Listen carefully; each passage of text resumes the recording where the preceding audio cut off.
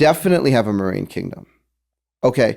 In fact, when you look at Jonah and Nineveh, like these guys at Nineveh, one of the reasons why they received Jonah is because they worship Dagon, fish god. And when Jonah comes out of the fish, they say, this guy must have been sent by one of our gods. And he said, we're going to die in 3 days. Let's repent in ashes and, make good with God. And for whatever reason, it worked. God looked at that situation, delayed the judgment of Nineveh 40 years. But there's more to the story historically like that, because the underwater kingdom has always been understood as a real thing. There are many entities associated with the underwater kingdom. And look, the way the earth works, this planet is not just a surface with a thick, solid core, nothing going on. I'm telling you, this planet has reality happening at every layer. There is an astral plane that sits right next to the physical plane that has its own set of realities. You might have like a house or farm on the physical earth, and it's like, that's what I see. But if you move into the astral plane, you're going to see a command center sitting in an open field where there's nothing physically at all. But from that command center, they're running operations.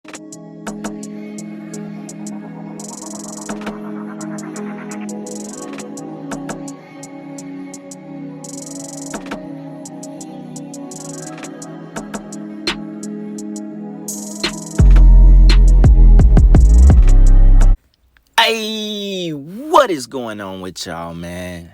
It is Black Balloon, and I'm coming back with another video, so y'all already know what's going on. All right, y'all. Now, today we got a very interesting topic, as it is always very thought-provoking to talk about the Marine Kingdom, right? So y'all know, here on this channel, I think I first did my Marine Kingdom video maybe over 2 years ago, maybe even 3, can't really remember. But saying that just to say, we talked about the Marine Kingdom, right?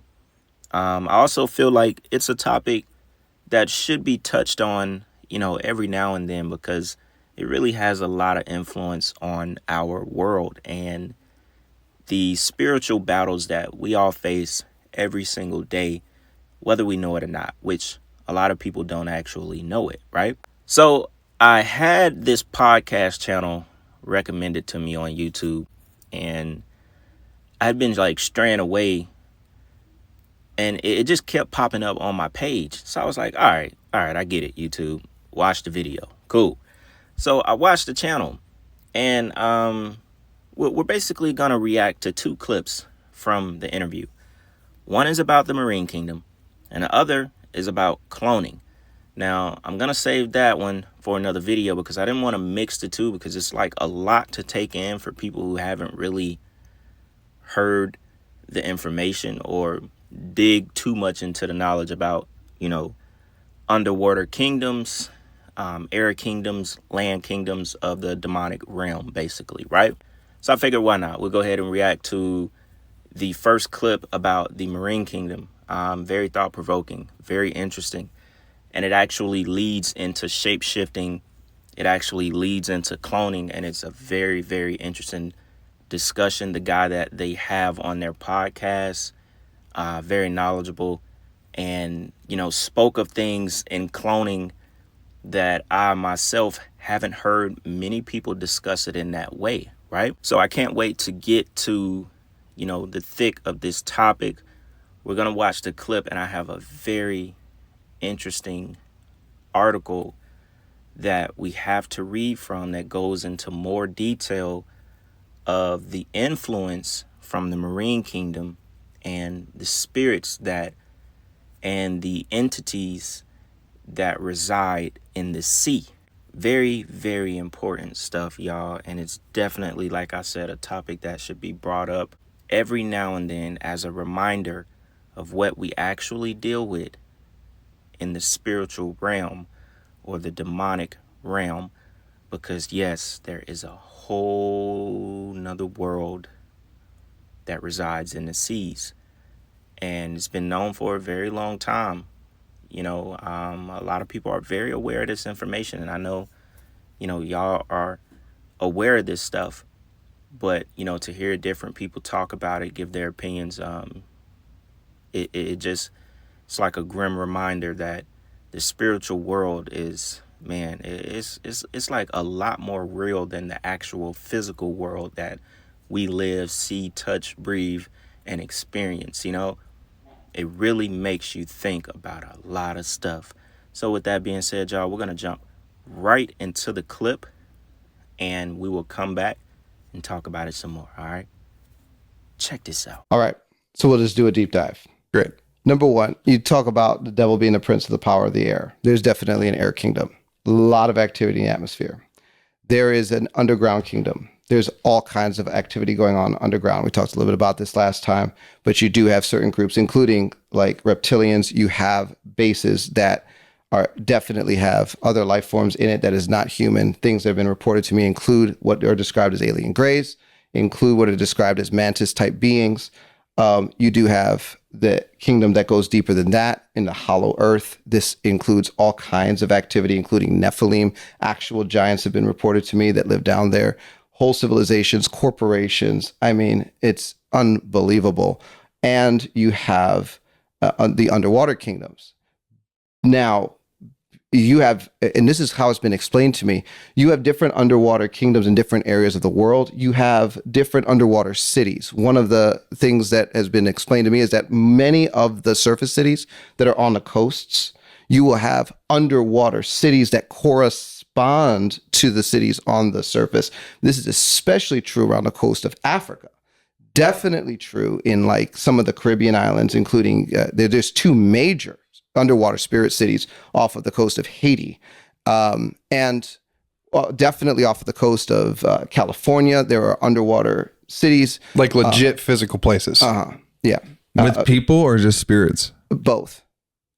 And you have people that can take different forms and go into these cities, and that's part of what we talked about on a whole series that I did on my podcast with Priscilla, and she was a mermaid. I mean, she literally was initiated in a way that allowed her to shapeshift in order to go underwater and to be part of some of these kingdoms. She described all kinds of things from like how even the mermaids, when they got higher level and more power in that kingdom, they got a different kind of tail, and they went from the mermaid tail to the octopus bottom.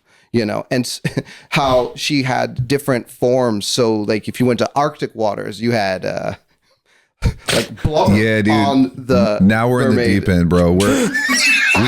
Taylor was like, on the first one, he was like, we're not going to mermaids on the first one. Here we go. Well, okay, so no, but this is just one kingdom though. And one of the things that people need to understand as well is that the reality is when you go deep areas of the spirit world and the kingdom of darkness, shape-shifting has a lot to do with the places that you may go. Now, when I first heard that clip, y'all, I thought it was so interesting because I mainly focused on listening to the part about shape-shifting. Now, like I said, in the next video, we're going to go more into, shape-shifting and cloning and so on, right? Because it gets a lot more interesting as they continue to interview the main guy that was speaking. And if I'm not mistaken, he is a deliverance minister amongst other things, right? So he's came in contact with a lot of different, beings or entities inside of these people. He's been made aware of a lot of the knowledge of the marine kingdom, and the demonic realm, right? Instantly, when I heard them talking about, certain people being initiated into the marine kingdom and they are able to shapeshift from water to land to even mingle with humans, it made me think about just all the stories that I was researching when I did the last Marine Kingdom video. I'm sure some of y'all might hit me with the stories again, or people who haven't been commenting under the videos, right? A lot of people are like their moms, grandmothers, granddads would tell them stories where they have seen mermaids sitting on rocks, or there's that one story about like if you find a brush or something that the mermaid was brushing her hair with. A bunch of different stories, right? So clearly they are able to come up to land. You know, we're not even talking about them spirits actually possessing people. They are able to mingle with humans. They are able to shapeshift into a regular human. I don't think a lot of people understand it because, you know, a lot of people can't imagine that there are actual underground kingdoms, underwater kingdoms, spirits, and actual shape-shifting people. You know, a lot of people don't believe it because it's not something where you could swim in the ocean and look down and see a glowing city full of mermaids. We're not talking about documented cities that are under the ocean. We know that, like cities that were actually built by men. Those cities exist. A lot of technology has been used to see those cities. But we're talking about the spiritual realm. We're talking about the demonic realm, things that we cannot see in the ocean. And it even takes the conversation toward, are there actual portals that get you to these underwater kingdoms? We may never know because we are not marine spirits. We're not shape-shifting mermaids. We don't shapeshift into anything. We're just regular humans. When you move through the earth, you have the marine kingdom, but then you also have a whole lot of activity that's underground. One of the verses in the Bible, it says this, that at the name of Jesus, every knee must bow in heaven and on earth and below the earth, under the earth. Yeah. Boom, bingo. What's under the earth? Well, realistically, below sea level, you have the marine kingdom, but you also have the underground kingdom. And that would include all kinds of creatures that the earth has millions of miles of tunnels no one knew who dug them. Even over in the Middle East, the Hittites have inscriptions on tunnels. But historians look at that and they say, no, the Hittites themselves found these tunnels. These tunnels are ancient. Who dug these? Some of them, you could just walk for miles and miles. Some of them, you better not go anywhere near those without some kind of authorization in the spirit world to be there, because it's not empty. And there's a lot of testimony about like even reptilian civilization deep under the earth. And then you have the other side of this reality, the hollow earth. And believe me, hollow earth is 100% real. It is. And there's so much activity going on there. And I run into this in my world because a lot of the survivors that I work with have parts that have had to be trafficked back and forth from the hollow earth. They have whole Nephilim races down there. They have corporations down there. They have governments down there. They have access points. A big one is in Antarctica. Everybody knows that, Sheila, and but here's the thing. There are portals all over the earth that access different areas of this planet. And in fact, some of the most significant ones are under the water. So underwater, there are massive labyrinths that have portals that lead not only to locations on this earth, but parallel earths, believe it or not. But truth is way, stranger than fiction. And I love that quote because in things like this, if you believe it, then it will allow, your mind to understand and accept that this stuff is actually real. There's so many examples throughout the Bible, so many examples throughout films, Aquaman, even though that's kind of like more about the lost city of Atlantis, but there's so much. The fact that Earth is made up of 70% of water, the fact that humans are made up of 60 to 70% of water, depending on age, hydration, so on and so on. It lets you know water runs everything. So gives you an idea that the marine kingdom, water spirits, they are the most powerful. They manipulate and influence almost everything you can imagine. They have the most power, the most well-structured, organized kingdom there is the marine kingdom. And it makes me want to get into this article, right? Give it a little bit of background for those who haven't heard much of this information. We'll dig into a little bit more things that's interesting about the marine kingdom. So it says, every spirit living in the water is known as a marine spirit. Marine kingdom is the greatest kingdom of all evil demonic kingdoms. Marine kingdom is the most wicked, most populous, well-organized kingdom, far away from other evil kingdoms that exist in the air, land, and outside this planet. The headquarters of the Marine Kingdom is located within India Sea, and Queen of India Sea is the head of the Marine Kingdom, while Queen of the Coast is the next in command, and she resides within the Atlantic Ocean. And both are also among the fallen evil forces from heaven. So you have to understand, these are fallen angels who are the Queen of the Coast and the Queen of the Indian Sea and head of the Marine Kingdom. Like I said, there's so much that ties water spirits back to everything, even as far as the firmament splitting the waters from the waters. Water is everything. And I'm just saying that just to make it a little bit more understandable that, that realm really exists. So it says, marine evil spirits have greater influence over mankind on earth, more than every other demonic evil spirits. It is because about 70% of the world is covered by sea, and that makes them to have greater influence on mankind because they're everywhere. Also, mankind cannot do without water. Every country, state or region, area, city, town, village, etc. have a marine evil spirit that is leading such a place and being assisted by other marine lower spirits. Such a leader could be a male or a female evil marine spirit. In every 100 cases of divorce taking place worldwide, about 96% of them are caused by being manipulated by Marine Kingdom evil spirits.